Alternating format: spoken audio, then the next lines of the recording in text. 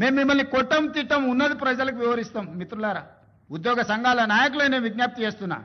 నాకేమున్నది, నేను ₹1 ఇంటికి తీసుకుపోను. నేను మిగతాలా కాదు, నాకేం అవసరం లేదు. నల్లమల అడవుల నుంచి ఒక చిన్న గ్రామం నుంచి ఈ రాష్ట్రానికి, తెలంగాణ రాష్ట్రానికి ముఖ్యమంత్రి అయినా ఇది ప్రజలు ఇచ్చిన గొప్ప గౌరవం. బతుకున్నంత కాలం ఈ గౌరవం నిలబెట్టడం కోసమే నేను పనిచేస్తా. నాకు వేరే కోరికలు లేవు, వేరే ఆలోచన లేదు, వేరే ఆదాయం అక్కర్లేదు. కానీ బాధ్యతగా వ్యవహరించాల్సిన మనం బాధ్యత మార్చి వ్యవహరిస్తామని అంటే అది తెలంగాణ సమాజానికి తీరని నష్టం జరుగుద్ది. రాష్ట్రం ఆర్థికంగా బాగలేదు, అప్పు పుడతలేదు, అనా పైసా ఎవడు ఇస్తలేడు. ఎవరినైనా కలవడానికి పోతే బ్యాంకర్లు దొంగలను చూసినట్టు చూస్తున్నారు తెలంగాణ రాష్ట్ర ప్రతినిధులను.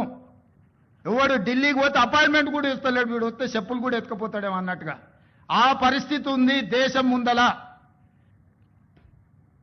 అప్పు పుడితే నేను కూడా ఏదో ఒకటి చేసి తెచ్చిచ్చేటోను, అప్పు పుట్టట్లేదు. ఎవడు బజార్లో నమ్మడం లేదు. స్వీయ నియంత్రణనే దీనికి పరిష్కారము. ఉన్నంతలో గౌరవంగా సంసారాన్ని నడిపితే బజార్లో ఎవడైనా నమ్ముతాడు. వీధికెక్కి రచ్చ చేసుకుంటే, కుటుంబం పరువు బజార్లో పడేసుకుంటే ఎట్లుంటుందో, ఉద్యోగ సంఘ నాయకులారా, రాష్ట్ర ప్రభుత్వం అనేది మన కుటుంబము. ఈ పరువును బజార్లో మీరు పడేస్తాము అని అంటే కుటుంబ పెద్దగా వద్దు అని నేను విజ్ఞప్తి చేస్తున్నా.